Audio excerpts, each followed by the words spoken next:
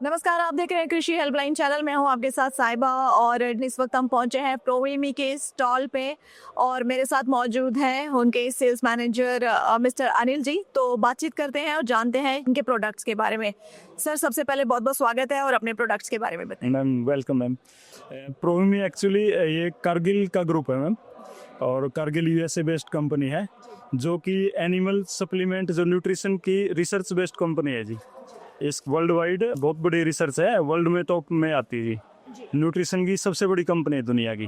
तो ये जैसे मैं ये प्रोडक्ट्स देख रही हूँ, कुछ मेडिसिन वगैरह देख रही हूँ, तो ये कौन कौन सी मेडिसिन है और किस किस काम आती है? जी मैं एक एक करके आपको बता देता हूँ। जी। विटामिन गोल्ड के नाम से येलो कलर में ये मिनरल मिक्सर होता है।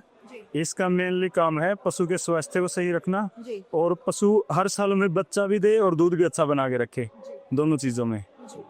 उसके बाद मैम ये सेकंड में आ जाता है प्रोविसेक डायमंड। प्रोविसेक डायमंड का काम है पशु का डाइजेशन प्रॉपर रखे जी। कुछ भी पशु खाए उसको कितना, एक हम इसमें टर्म यूज करते हैं एफसीआर, फीड कन्वर्जन रेशियो, कि जो फीड पशु ने लिया है वो कितना उसकी बॉडी यूज करेगी, कितना उसका डंग के साथ गोबर के साथ बाहर वेस्टेज में जाता है, तो उसको इम्प्रूव करने का काम करेगा। पशु की मतलब भूख को बढ़ाएगा, हाँ, और डाइजेशन को इम्प्रूव करेगा। इसके बाद ये तीसरे नंबर पर गैलेक्सोट पाउडर है जी।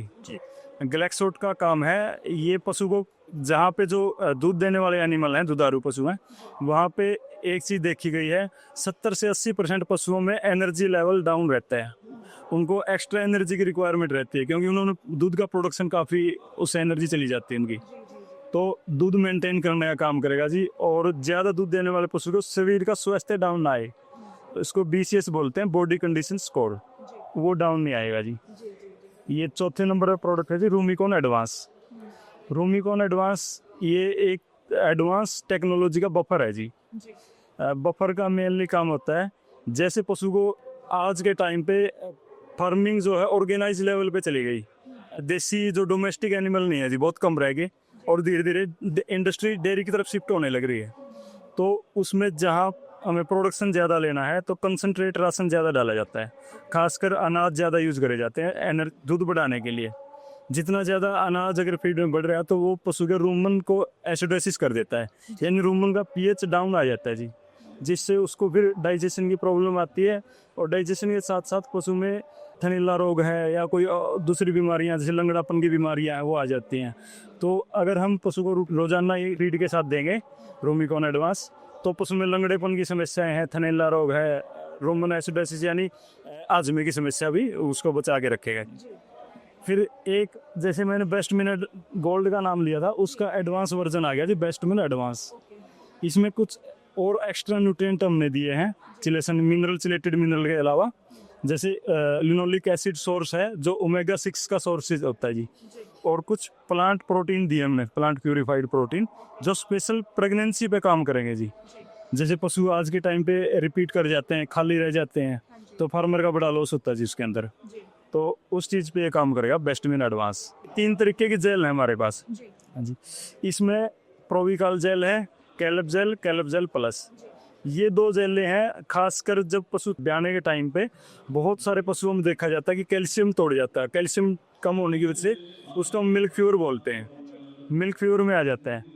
तो उस चीज़ के लिए प्रोडक्ट बनाया गया है। फार्मर को थोड़ा आइडिया आ गया कि आज एक दिन में पशु हमारा ब्याह जाएगा, पशु की बॉडी कंडीशन ही बता देती है कि आज ये काविंग होनी इसकी, तो काविंग से एक दिन पहले, एक दिन 6 घंटे काविंग के बाद, और एक दिन अगले दिन, यानी 3 बोतल आप लगातार दिलवाओ, या तो कैलब जेल प्लस और ज़्यादा बढ़िया है, इसमें एनर्जी मैग्नीशियम भी है साथ में, तो कैल्शियम की कमी, मैग्नीशियम की और एनर्जी की, तीनों चीज़ों को पूरा करेगा।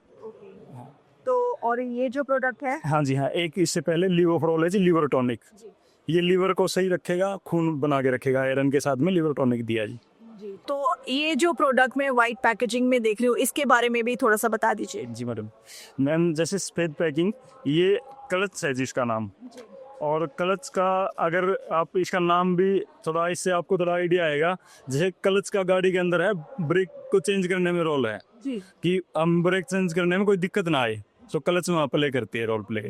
तो सेम ये है, एनिमल ब्याने से पहले और ब्याने के बाद बहुत सारे हार्मोन चेंज होने लगते जी बॉडी में पूरा। पशु एक नया जन्म मानो जी पशु का खुद का। तो उस दौरान उसको कोई प्रॉब्लम ना आए उसके लिए प्रोडक्ट डिज़ाइन कराया गया जी क्लच।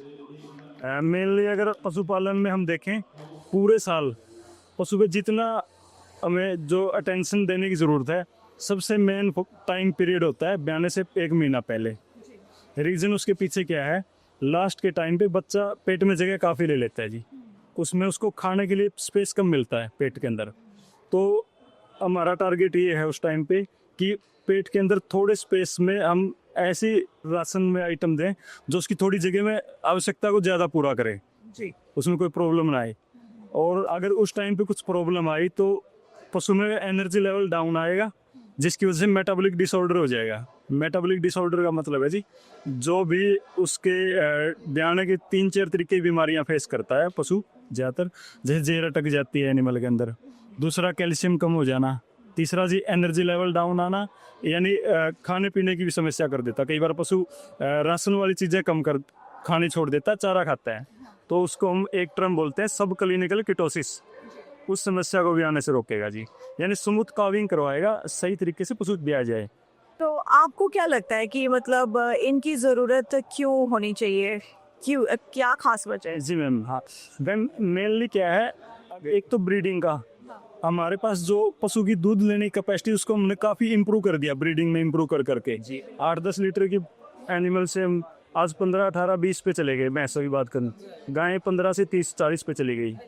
तो जितना हम दूध निकाल रहे उतने ही दूध के अंदर जो पोषक तत्व हैं वो बाहर आ रहे हैं जी, तो पशु की रिक्वायरमेंट बढ़ गई जी, एक रीज़न।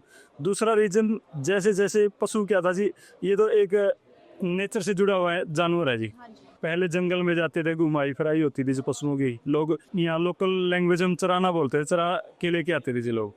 तो अलग अलग तरीके की घास फूस मिलती थी, उनमें कुछ अलग मिनरल मिल जाते थे, तो रिक्वायरमेंट एनिमल की पूरी हो जाती थी जी। आज वो रिक्वायरमेंट पूरी नहीं कर पा रहे हैं, तो अलग से एक्स्ट्रा सप्लीमेंट देना पड़ने की ज़रूरत है जी आज के टाइम में। तो क्या इन सप्लीमेंट्स के लिए डॉक्टर्स की जो एडवाइस है उसकी ज़रूरत पड़ती है या आप डायरेक्ट भी दे सकते हैं? मैम वैसे तो देखो एक अच्छे न्यूट्रिशन या डॉक्टर हैं तो फार्मर को अच्छे से गाइड करेंगे, कोई बुराई नहीं है उसमें भी। लेकिन सप्लीमेंट है, सबसे अच्छी बात सप्लीमेंट की ये है कि आप अगर प्रॉपर सही तरीके से देते हो तो उसका बेस्ट यूटिलाइज कर पाओगे। अदरवाइज वैसे भी दे दोगे तो इसका साइड इफेक्ट आना नहीं है, कहीं ना कहीं बेनिफिट ज़रूर मिलेगा। खुराक है जी, खुराक तो कहीं भी लगे जाएगी तो शरीर के अंदर वो कहीं ना कहीं रंग दिखाएगी जी अपना। किसान भाइयों से मैं एक अनुरोध करूँगा कि हर चीज़ टाइम के हिसाब से अपडेट मांगती है। हमारे पास मैम एक ये मोबाइल है, ये भी कोई ना कोई सॉफ्टवेयर हमारे पास बार बार अपडेट के लिए आते रहते हैं मैसेज कि आप इसको अपडेट करो। तो पशुपालन भी अपडेट की ज़रूरत है पशुपालन को। जो नई टेक्नोलॉजी है हम उनकी हेल्प से काफ़ी अच्छा बेनिफिट उठा सकते हैं। अगर मैं 5-5 लीटर वाले 10 एनिमल बांधूँ, एक मेरे पास 15-15 लीटर वाले 5 एनिमल हों, मैं 5 से ज़्यादा प्रोडक्शन ले लूँगा। तो मेरे को ब्रीड सुधारने की ज़रूरत है, एक अच्छी नस्ल हो मेरे पास, और मेरा रख रखाव जो मैनेजमेंट है वो अच्छा हो, और हमें अच्छे सप्लीमेंट के सारे हम काफ़ी अच्छा बेनिफिट ले सकते हैं। तो इन प्रोडक्ट्स के लिए कैसे कांटेक्ट किया जा सकता है आपको? नॉर्मल जो एक मेडिकल स्टोर या कोई फीड फैक्ट्री वाला जो मेडिसिन का काम करता है, जो एनिमल की मेडिसिन रखता है या न्यूट्रिशन रखता है, हमारे प्रोडक्ट आपको वहाँ मिल जाएंगे। आप किसी भी शहर, हाँ इजीली अवेलेबल है जी, कोई दिक्कत नहीं। तो बहुत बहुत शुक्रिया हमसे बात करने के लिए, आपने काफ़ी अच्छी जानकारी हमारे साथ साझी की, इसके लिए धन्यवाद। मैम थैंक यू आपसे।